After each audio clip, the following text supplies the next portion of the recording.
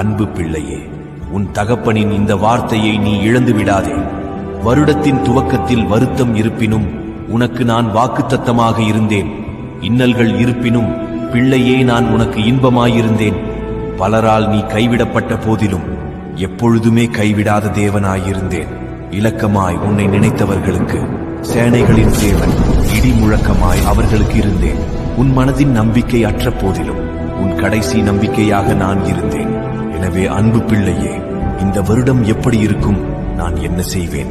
என்னுடைய திட்டம் மிக பெரியதாய் இருக்கிறதே, அதை என்னால் சாதிக்க முடியுமா? என் குடும்பத்திற்கு என்னால் எதுவும் செய்ய முடியவில்லையே என்று பல சிந்தனை உனக்குள் இருக்கலாம். இதோ என்னுடைய வார்த்தை இப்பொழுது உன்னை தேடி வருகிறது. தேவனாகிய கர்த்தர் உன் நடுவில் இருக்கிறேன், இனி தீங்கை காணாதிருப்பாய். செப்பனியா 3:15.